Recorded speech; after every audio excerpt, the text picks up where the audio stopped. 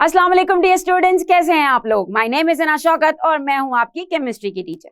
और आज के इस लेक्चर में हम डिस्कशन करने जा रहे हैं related to MCQs and these MCQs are from your exercise of chapter number 7 which is electrochemistry. So students, as you know हम कंप्लीट कर चुके हैं हमारा चैप्टर नंबर 7 और आज के इस लेक्चर में हम डिस्कस करने वाले हैं एक्सरसाइज के कुछ MCQs. As you know that MCQs are very important for exam point of view और MCQ हमारे एग्जाम में बहुत ज्यादा वेटेज भी रखते हैं। सो MCQ की ऑप्शंस को अंडरस्टैंड करना, उसकी स्टेटमेंट को अंडरस्टैंड करना और अपने करेक्ट आंसर तक पहुंचना is a difficult journey. So चलिए प्रैक्टिस करते हैं for all the concepts of this whole chapter. MCQ number 1 is the spontaneous chemical reactions take place in। spontaneous chemical reactions कहाँ take place होंगे? Option A is electrolytic cell, option B is galvanic cell, option C is Nelson's cell and option D is Downs cell। To answer such type of question आपको पता होना चाहिए what is spontaneous chemical reaction। Spontaneous chemical reactions वो chemical reactions होते हैं which can start on itself, यानी कि कैसा रिएक्शन अगर वो खुद ब खुद स्टार्ट हो सकता है, उसको किसी एक्सटर्नल फोर्स की जरूरत नहीं है, तो हम उसे कहेंगे कि वो स्पॉन्टेनियस केमिकल रिएक्शन है। अगर बात करें इलेक्ट्रोलिटिक सेल की, तो ये तो वो सेल होता है जिसमें हम ब्रेक डाउन करते हैं डिफरेंट कंपाउंड्स की with the help of electricity, यानी कि हम इलेक्ट्रिसिटी जनरेट करते हैं और फिर केमिकल रिएक्शन स्टार्ट होता है। और हम जानते हैं कि there are only 2 types of cells, electrolytic cell and galvanic cell. और डाउन्स सेल और Nelson cell basically these are the types of electrolytic cell. So अगर ऑप्शन नहीं है हमारे पास इलेक्ट्रोलिटिक सेल करेक्ट, तो इसका मतलब है कि डाउन सेल और नेल्सन सेल ये भी पॉसिबल नहीं है।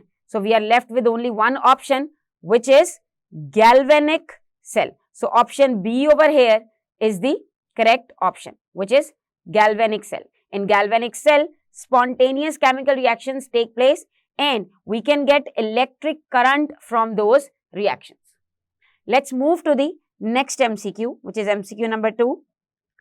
Statement is formation of water from hydrogen and oxygen is option A is redox reaction, B is acid base reaction, C is neutralization reaction and D is decomposition reaction.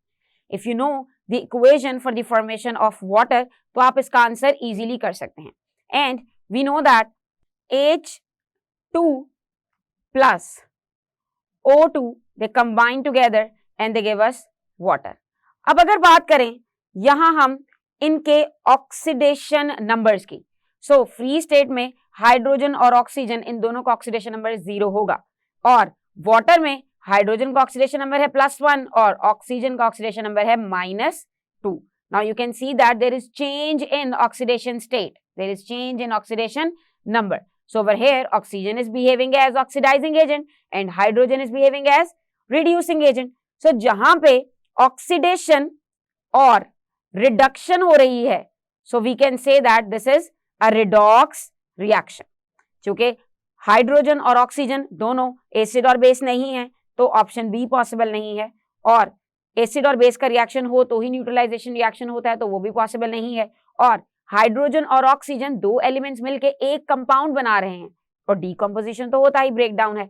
So only option A is the correct option which is redox reactions, मतलब ऐसे reaction जिनमें oxidation और reduction दोनों का process side by side चल रहा होता है। Let's move to the next MCQ which is MCQ number 3. Statement is which one of the following is not an electrolytic cell? इनमें से इलेक्ट्रोलिटिक सेल कौन सा नहीं है? उसके लिए हमें पता होना चाहिए कि इलेक्ट्रोलिटिक सेल कौन कौन से हैं। And we know that Downs cell is electrolytic cell. और अगर बात करें नेल्सन सेल की, तो वो भी इलेक्ट्रोलिटिक सेल है। आपको याद होगा कि डाउन सेल में हम यूज करते हैं मोल्टन सोडियम क्लोराइड और मोल्टन या फिर फ्यूज्ड सोडियम क्लोराइड। और अगर बात करें नेल्सन सेल की, तो इसके अंदर हम यूज करते हैं सोल्यूशन। और ये दोनों ही हैं इलेक्ट्रोलिटिक सेल्स। लेकिन अगर बात करें गैल्वेनिक सेल की, तो galvanic cell is a type of electrochemical cell in which spontaneous reactions occur. So galvanic cell electrolytic cell नहीं होगा. And when we say both A and C, तो ये both हैं electrolytic cells. So option B is the correct option in this case, which is odd. अगर आप बात करते हैं डाउन सेल की, नेल्सन सेल की या बोथ A and C की, तो ये तीनों एक ही बात हो रही है, and that is electrolytic cell. Down cell and Nelson cell, they are examples of electrolytic cells. So our option is B, which is galvanic cell. Let's move to the next MCQ. Statement is the oxidation number of chromium in K2Cr2O7 is, option A is +2, B is +6, C is +7 and D is +14. जैसा कि आप जानते हैं कि हमने सीखा है कि कैसे फाइंड किया जाता है ऑक्सीडेशन नंबर को. सो चलिए अप्लाई करते हैं उसी फॉर्मूले को और कैलकुलेट करते हैं हमारे ऑक्सीडेशन नंबर को. As we know that this is the neutral molecule. So neutral molecules में sum of all the oxidation numbers would be equal to 0. इसका मतलब अगर हमारे पास है 2 multiply by oxidation number of potassium plus 2 multiply by oxidation number of chromium plus 7 multiply by oxidation number of oxygen. So answer would be equal to 0. और अब हमें values put करनी है for their oxidation numbers. And we know that for potassium the oxidation number is +1. For chromium we have to find. हमें chromium का ही find करना है. So chromium की जगह आएगा simply 2Cr, यानी कि हम सिर्फ उसका symbol लिखेंगे. Then +7 multiply by, now oxidation number of oxygen is -2 and simply we have to calculate it. +2 plus 2Cr minus 14 is equal to 0. So you will have 2Cr minus 12 is equal to 0. And if you will solve it for chromium, it is going to be +12 divided by 2, which would be equal to +6. So oxidation numbers याद करना इतना आसान नहीं है. So for some elements आप उसे calculate कर सकते हैं. हमें ग्रुप 1 की ऑक्सीडेशन नंबर्स, ग्रुप 17 के ऑक्सीडेशन नंबर्स अच्छे से आते होंगे और कुछ कॉमन एलिमेंट्स के ऑक्सीडेशन नंबर्स भी, जैसे कि ऑक्सीजन है जिसका oxidation number most of the time होता है -2. There are exceptional cases as well, but most of the time it's -2. तो आप उसे यूज करके तो अननोन एलिमेंट का ऑक्सीडेशन नंबर फाइंड कर सकते हैं. So here the correct option is option B, which is +6. आपको हमेशा याद रखना है कि ऑक्सीडेशन नंबर में साइन बहुत इंपॉर्टेंस रखता है और साइन हमेशा नंबर से पहले आएगा. Let's move to the next MCQ, which is MCQ number 5. Statement is, which one of the following is not an electrolyte? In options में से कौन सी चीज इलेक्ट्रोलाइट नहीं है?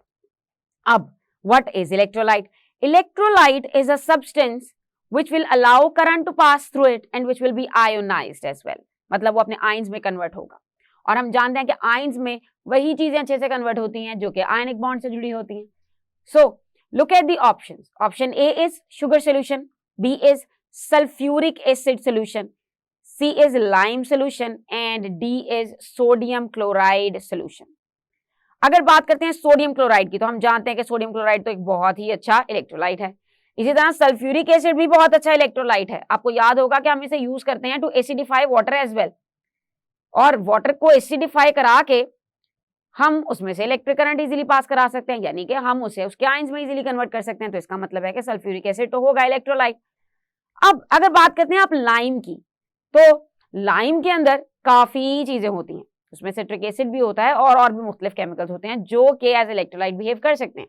But if you talk about sugar, so sugar is a covalent compound. तो अगर sugar एक covalent compound है तो कोवेलेंट कंपाउंड अपने आयंस में कन्वर्ट नहीं होगा, यानी कि उसकी आयोनाइजेशन नहीं होगी. And if something will not turn into ions, तो वो एज इलेक्ट्रोलाइट बिहेव नहीं कर सकता. सो sugar solution among these 4 options is not an electrolyte. Let's move to next MCQ. Statement is the most common example of corrosion is option A, chemical decay, option B, rusting of iron, option C, rusting of aluminium, and option D is rusting of tin. और जब हम corrosion का topic पढ़ रहे थे तो वहां हमने ये चीज देखी थी कि हमने डिटेल में डिस्कस किया रस्टिंग ऑफ आयरन को. सो रस्टिंग ऑफ आयरन एक बहुत ही कॉमन एग्जाम्पल है कोरोजन की.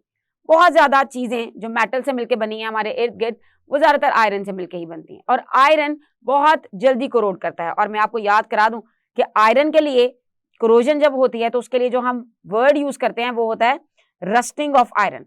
अगर रस्टिंग ऑफ एल्यूमिनियम कह रहे हैं तो ये तो बात ही गलत है. एल्यूमिनियम के लिए आप वर्ड यूज करेंगे सिर्फ और सिर्फ कोरोजन का.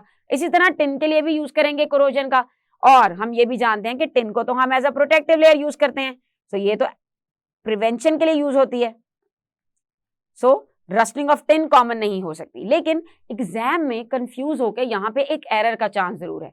क्योंकि हमने टिन को उसी टॉपिक में बहुत दफा पढ़ा है जहां हम पढ़ रहे थे प्रिवेंशन ऑफ कोरोजन. तो हो सकता है कि आप कंफ्यूज होके ये समझें कि टिन शायद रस्ट भी करता है. सो वहां आपको थोड़ा केयरफुल रहना है. Rusting of iron is the common example. Statement is Nelson's cell is used to prepare caustic soda along with the gases. Which of the following gas is produced at cathode? Cathode पे कौन सी gas बनेगी? और उसके लिए हमें cathode पे होने वाले रिएक्शंस का पता होना चाहिए. And in Nelson cell at cathode दो रिएक्शंस हो रहे होते हैं. फर्स्ट ऑफ ऑल हमें पता है कि कैथोड पे होती है रिडक्शन और यहां होगी reduction of water in which water is going to accept electrons और वो टर्न होता है H2 plus OH आइंस में. एंड सेकेंड रिएक्शन होता है for sodium in which sodium ion is going to react with OH और ये बनाएगा NaOH जो कि होता है कास्टिक सोडा का फॉर्मूला. अगर हम इन इक्वेशंस को लेबल करें so we will get 2 2 and 2. And from these three products you can see there is a gas which is H2. And look at the option A Cl2, option B H2, option C O3 and option D O2. अगर आपको ये equation वहां याद ना भी हो तो आपको ये पता होना चाहिए कि कैथोड पे होती है रिडक्शन और नेल्सन सेल में O3 का तो कोई काम ही नहीं है. सो ये MCQ तो सबसे पहले ये वाली ऑप्शन तो कैंसिल आउट हो जाएगी. और अगर बात करें ऑक्सीजन की तो ऑक्सीजन गैस तो नेल्सन सेल में बनती नहीं है. वहां पे दो ही गैसेस के आउटलेट होते हैं, या तो Cl2 का आउटलेट है और या H2 का. अब चूंकि एनोड पे होती है ऑक्सीडेशन, आपको याद रखना है एनऑक्स, एनोड पे होगी ऑक्सीडेशन. सो Cl2 तो जाएगी एनोड पे. सो कैथोड पे जो गैस प्रोड्यूस होगी it is going to be hydrogen. So option B is the correct option in this MCQ. Next MCQ, MCQ number 8 is during the formation of water from hydrogen and oxygen, which of the following does not occur? कि इन option में से क्या चीज नहीं होगी when hydrogen and oxygen they are reacting to form water? Option A is hydrogen has oxidized. Option B is oxygen has reduced. Option C is oxygen gains electrons and option D is hydrogen behaves as oxidizing agent. अब अगर आप option A और option D की तरफ देखें तो you can clearly make up your mind about one thing कि इन दोनों में से एक ही ऑप्शन ठीक हो सकती है. Because if you are saying that hydrogen has oxidized तो इसका मतलब है कि वो as a reducing agent act करेगी. तो hydrogen as oxidizing agent act नहीं कर सकती. और ऑक्सीडाइज्ड होने का मतलब है कि वो अपने इलेक्ट्रॉन्स को लूज करे. And we know that hydrogen electrons को लूज करती है. इसका मतलब कि ए ऑप्शन ठीक है बिकॉज हाइड्रोजन वाकई ही ऑक्सीडाइज होती है. एंड दिस इज अंडरस्टूड कि इसके जो ऑपोजिट वाली ऑप्शन है वो पॉसिबल नहीं है. यानी कि this is not going to happen when hydrogen and oxygen they are reacting together to form water. Look at the option B. Oxygen has reduced. Reduction मतलब when there is gain of electrons, और oxygen तो gain of electron ही करती है. And look at option C. Oxygen gains electrons. तो B और C तो हुई similar options. इसका ये मतलब हुआ कि सिर्फ D option is odd one out. कि hydrogen behaves as oxidizing agent. ऐसा नहीं है. Basically, hydrogen behaves as reducing agent. It will oxidize itself and it will act as reducing agent for oxygen. So option D over here is correct because this does not occur during the formation of water. Let's move to MCQ number 9. The formula of rust is, option A is Fe2O3.NH2O, B is Fe2O3, C is FeOH thrice.NH2O, and D is FeOH thrice. As we know that rust is iron oxide and not iron hydroxide. So option C and D, they are not possible. So you have only two options left, A and B. And we know that iron reacts in the presence of water. So उसमें water के कुछ particles embedded होते हैं और इसी वजह से हमने देखा था कि redox reaction की equation in the process of rusting of iron काफी complex लिखी जाती है. That is because of this formula, क्योंकि उसमें कुछ particles water के, कुछ molecules water के iron oxide के साथ ही होंगे. This ensures कि उसका number कुछ भी हो सकता है. So option A is the correct option for this MCQ. Fe2O3.NH2O. Let's move to the last MCQ of this exercise. So statement is, in the redox reaction between zinc and HCl, the oxidizing agent is.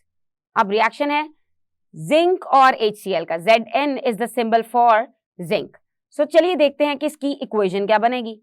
So zinc when reacts with HCl, so it is going to form zinc chloride plus a gas is released which is H2. अब अगर बात करें इसकी oxidation states की, so over here zinc is in zero oxidation state क्योंकि zinc है free form में. Hydrogen over here would be +1 and chlorine -1. अब यहाँ पे zinc होगा +2 और chlorine होगा -1 and over here hydrogen would be 0. अब अगर आप कंपेयर करते हैं इनकी ऑक्सीडेशन स्टेट्स को, so you can see zinc 0 से आ गया है +2 पे, यानी कि यहां हुआ है increase in oxidation state. So when there is increase in oxidation state तो हम उसे कहते हैं कि यहां हुई है ऑक्सीडेशन. और अगर जिंक की ऑक्सीडेशन हो रही है तो ये एज ऑक्सीडाइजिंग एजेंट एक्ट नहीं करेगा, it is going to act as reducing agent. Now look at chlorine. Chlorine 1 से 1 पे ही रहा है. और अगर आप देखें हाइड्रोजन को, सो हाइड्रोजन गया है +1 से 0 पे, यानी कि इसकी डिक्रीज हुई है oxidation state. So oxidation state decrease होने का मतलब है कि ये रिड्यूस हुआ है. It means it is acting as oxidising agent. Now look at the options. Option A is zinc which we have seen that not possible. B is H+. सो basically B is the correct option for this MCQ. Cl हो ही नहीं सकता क्योंकि उसकी तो oxidation reduction नहीं हो रही. And DH2. H2 का मतलब है दिस वन, और अगर आपको यहां से H2 देखना है तो हमें उल्टा ट्रेवल करना पड़ेगा, so which we don't do. So option B is the correct option which is H+. ये तो थे सारे के सारे MCQs फ्रॉम एक्सरसाइज. अब जरूरी नहीं कि MCQ हमेशा इन्हीं स्टेटमेंट्स के साथ आएंगे और इन्हीं टॉपिक्स में से आएंगे. आपने इस चैप्टर में बहुत से कॉन्सेप्ट्स पढ़े हैं और उसमें बहुत सी डायरेक्ट इन्फॉर्मेशन भी पढ़ी है. सो उन सारी की सारी इंफॉर्मेशन और वो सारे के सारे सेंटेंसेस जो आपने पढ़े हैं वो किसी भी तरह फ्रेज हो के आपको MCQ में पूछे जा सकते हैं. आई होप कि अब इस चैप्टर के MCQ करने में आपको कोई प्रॉब्लम नहीं होगी. तो स्टूडेंट्स, आज के इस लेक्चर में हमने डिस्कस किए हैं कुछ MCQs from the exercise of chapter number 7. हमने 1 बाय 1 सारे MCQs को और इनकी ऑप्शंस को डिटेल से डिस्कस किया है कि why they could be the right answer और why they could not be considered as the right answer. मुझे उम्मीद है कि ये क्वेश्चंस या इससे रिलेटेड किसी भी किस्म की कोई स्टेटमेंट आएगी फॉर MCQ तो आपको उसका आंसर ढूंढने में कोई मुश्किल नहीं होगी. सो अपना ख्याल रखिएगा. See you all in next lecture. Until then, अल्लाह हाफिज.